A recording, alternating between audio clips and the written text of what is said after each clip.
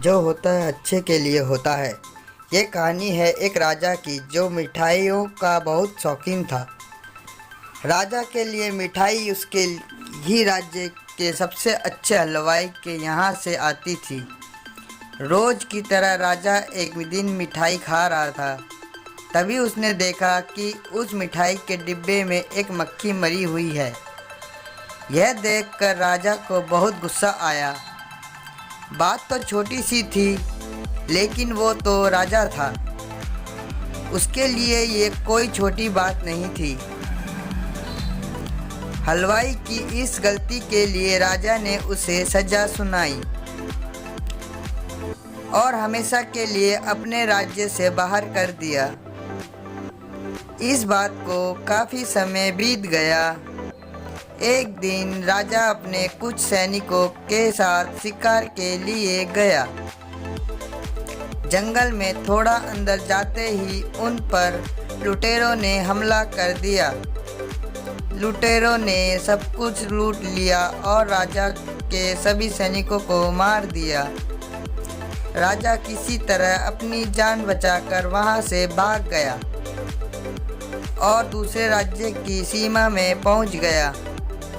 कुछ देर में अंधेरा हो गया और वो राजा सुबह होने का इंतजार करने लगे।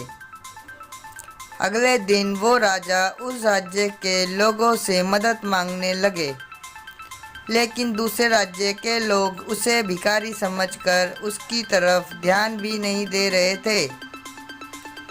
वो राजा भूखा प्यासा एक जगह पर ही पड़ा रहा। थोड़ी देर बाद एक व्यक्ति उस राजा के पास आया और बोला, महाराज, आप यहाँ इस हालत में कैसे? राजा बोला, कौन हो तुम और मुझे कैसे जानते हो? उस व्यक्ति ने कहा, महाराज, मैं वही हलवाई हूँ जो अक्सर आपके महल में मिठाइयाँ भेजा करता था। राजा ने उसे सारी बात बताई। उस हलवाई ने राजा की मदद करी और उसे वापिस अपने राज्य भेजने का सारा इंतजाम भी कर दिया।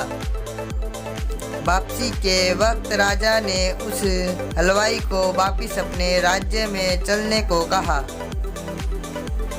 लेकिन हलवाई बोला, महाराज, इस राज्य में मेरा बहुत नाम है। मेरी बनाई मिठाइयाँ इस पूरे राज्य में फेमस है। यहाँ आकर मैं काफ़ी अमीर भी हो गया हूँ।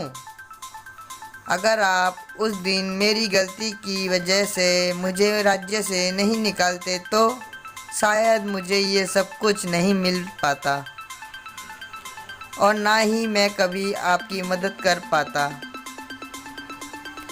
आप ऐसे ही भूखे प्यासे मर जाते। शायद जो भी हुआ वो सब अच्छे के लिए ही हुआ। राजा ने उस व्यक्ति का धन्यवाद किया और अपने राज्य की तरफ चला गया।